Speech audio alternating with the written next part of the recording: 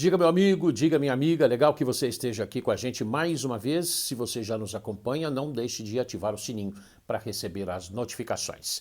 Se não acompanha ainda, seja bem-vindo, é legal a gente trocar ideias por aqui.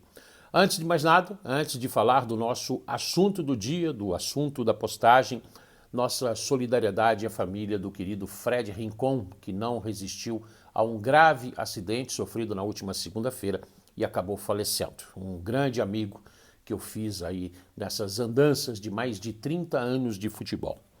Muito triste o que aconteceu com o querido Fred Rincon, de apenas 55 anos de idade. Tinha uma vida inteira pela frente. Um sujeito nota 10, sempre nos atendeu muito bem e nasceu uma grande amizade fora das quatro linhas. Descanse, amigo Fred Rincon. Bom, vamos lá, vamos falar do São Paulo. O Rogério Ceni está entre aplausos de torcida para dois atletas fundamentais, segundo ele, para o São Paulo na temporada 2022. Atletas que, de repente, podem estar em campo logo mais, às 7h15 contra o Everton pela Sul-Americana. A gente vai falar dos dois atletas e vai falar da situação do São Paulo. São Paulo que joga em casa agora e depois vai viajar pra caramba. Vão ser 4 jogos na sequência, longe de seus domínios, longe do Morumbi. Vamos falar sobre isso, sobre a importância de fazer o resultado jogando em casa. E aí, claro, vale também a sua participação. A importância do torcedor que tem ajudado a empurrar o São Paulo nessa campanha em 2022. Uma campanha que, se não é de glória, pelo menos não é tão traumática como foi no ano passado. Vamos lá.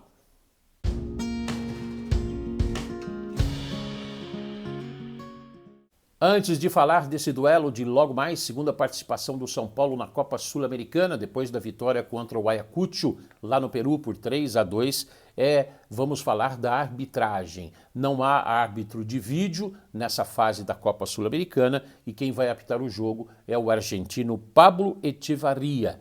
Vamos torcer para que dê tudo certo no apito com ele. Entre aplausos e torcida está o técnico Rogério Ceni. Ele já falou que o Everton é um time mais difícil do que o Ayacucho, que o São Paulo sofreu, mas venceu. É o líder do seu grupo e agora vai fazer essa partida em casa. Aliás, o São Paulo, depois na Sul-Americana, vai fazer 2 jogos fora de casa. 2 jogos difíceis, contra o Jorge Wilstermann, da Bolívia, e depois contra o próprio Everton. O São Paulo tem esse jogo no Morumbi, a torcida tem sido bastante importante nesse processo do São Paulo de 2022 de alcançar vitórias na garra, na luta, na determinação, de não se entregar nunca, e a torcida tem gostado disso. E é importante que o São Paulo consiga fazer o resultado logo mais, às 19h15 no Morumbi, porque depois serão jogos vários longe de seus domínios. São 4 na sequência. O São Paulo vai jogar contra o Flamengo pelo Campeonato Brasileiro no domingo, no Maracanã. Depois encara o Juventude em Caxias pela Copa do Brasil. Esse jogo vai ser no dia 20. No dia 23, contra o Red Bull Bragantino, jogando em Bragança Paulista pelo Campeonato Brasileiro também. E aí esse jogo que eu citei, o próximo compromisso pela Copa Sul-Americana, dia 28 contra o Jorge Wilstermann, da Bolívia. Depois o São Paulo tem um jogo em casa, só no dia 5 de maio. Não, aliás, no dia 2 de maio o São Paulo tem o próximo jogo em casa. E esse jogo vai ser o clássico contra o Santos, que conseguiu uma vitória. O Santos, que está fazendo 110 anos, conseguiu uma vitória importante de virada, jogando em seus domínios também pela Sul-Americana.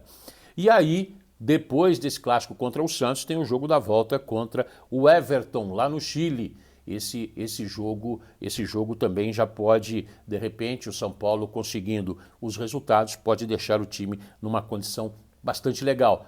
Lembrando que na Sul-Americana só se classifica um time de cada grupo. Bom, vamos lá, vamos falar de aplausos e torcida. No último jogo, no estádio do Morumbi, que foi a vitória contra o Atlético Paranaense, um jogador que vinha sendo muito vaiado pela torcida, ele foi aplaudido quando foi substituído. Dos 20 jogos que o São Paulo fez até agora na temporada 2022, ele participou de 15 partidas. 13 pelo Campeonato Paulista, 1 pela Copa do Brasil e 1 pelo Campeonato Brasileiro, com uma assistência na Copa do Brasil. Pode render mais? Pode, mas ele está conseguindo dar a volta por cima e o Rogério Ceni falou sobre o Igor Gomes, aplaudido quando foi substituído na vitória importante contra o Atlético Paranaense. E de fato, ele fez um bom jogo. Rogério Ceni. Ele participa muito da parte de marcação, por mais que na base ele seja muito mais meia do que um volante, mas ele tem essa força física. Ele oscila em alguns jogos, é bem verdade, não podemos negar, ele faz grandes jogos, às vezes não faz jogos tão bons, né? Às vezes o time também não faz jogos tão bons e ele também oscila com relação a isso. A minha parte foi, eu acho que dar força para ele no momento mais difícil, que foi aquele momento onde ele saiu vaiado, e ter a coragem de mantê-lo, né? Se não jogando todos os jogos, como foi o caso do último, que ele ficou fora, mas está sempre ali. E eu acho que vai ser assim, porque é um jogador de força dentro do sistema que a gente joga, e ele é um jogador importante para a gente, né? Então eu acho que, mas o maior mérito é dele, porque psicologicamente é um menino que tem muita força mental, não se deixa abater, tem os seus objetivos na vida. Eu acho que o maior mérito é dele, familiares, pessoas que acompanham até mais perto do que o dia a dia dele. Igor Gomes, 23 anos, bastante elogiado pelo técnico Rogério Ceni, até pela postura dele, o camisa 26, até agora não marcou gols na temporada 2022, mas tem uma assistência, que foi pela Copa do Brasil. Outro jogador, esse o técnico Rogério Ceni ainda não tem aplausos, mas tem muita torcida para que ele dê a volta por cima. Ele tem 29 anos de idade, usa a camisa número 7, dos 20 jogos na temporada que o São Paulo fez até agora, ele também entrou em campo 15 vezes. Um jogo pela Copa Sul-Americana, um pelo Brasileiro, um pela Copa do Brasil e 2 pelo Campeonato Paulista. Aliás, ele tem 2 assistências e 2 gols marcados em jogos importantes no Campeonato Paulista, vitória contra o Botafogo, jogando no Morumbi por 2-1, e depois a vitória contra o Mirassol, jogando no interior de São Paulo. Também bastante comentado pelo técnico Rogério Ceni, o Emiliano Rigoni. Vamos lá. Putz, o Rigoni, cara, é um jogador tecnicamente fantástico, um cara do bem, assim, bom de trabalhar no dia a dia. Eu lembro do Rigoni, da chegada dele aqui, que ele fez a diferença em vários jogos, né? E ele, assim, não está sendo tão feliz nos jogos, mas eu estou tentando pôr ele jogou o jogo passado, entrou nesse jogo, para que ele readquira confiança, porque ele é um jogador importante para a gente, é um jogador diferenciado tecnicamente. É uma questão, momento, a confiança que cai um pouco, mas ele tem o respaldo da gente no dia a dia, trabalha bem, é um cara que está sempre, agrega muito como pessoa também, ele agrega muito ao grupo, sempre de bom humor, sempre feliz, bate bem na bola, bate bem faltas, tem 1 contra 1, ele tem várias coisas boas que agregam. Vamos esperar que ele possa, né, subir cada vez mais no nível de jogo, para ajudar a gente. É um jogador que a gente conta muito para temporada como um todo. O Rogério Ceni diz que tem colocado para jogar, para de repente ele retomar a confiança, o jogador Rigoni, e de fato isso tem acontecido. Contra o Ayacucho foram 90 minutos em campo, jogando lá no Peru, na estreia do São Paulo na Copa Sul-Americana, e jogou 12 minutos contra o Atlético Paranaense na vitória importante por 4-0. Será que Rigoni e Igor Gomes vão estar no jogo logo mais, 19h15? Será que o São Paulo vai usar o time alternativo? Por enquanto, a gente tem essa seguinte previsão.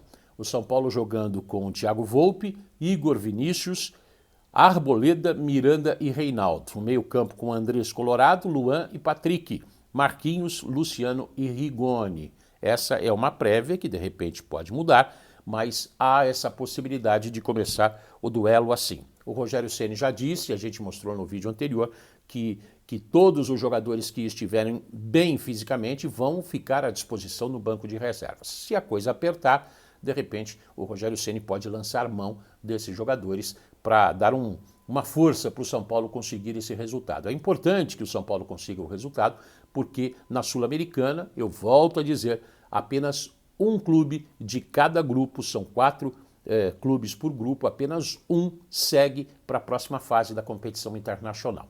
É muito mais difícil do que a Libertadores, que dá 50% de chance, classificam 2 dos 4 em cada grupo.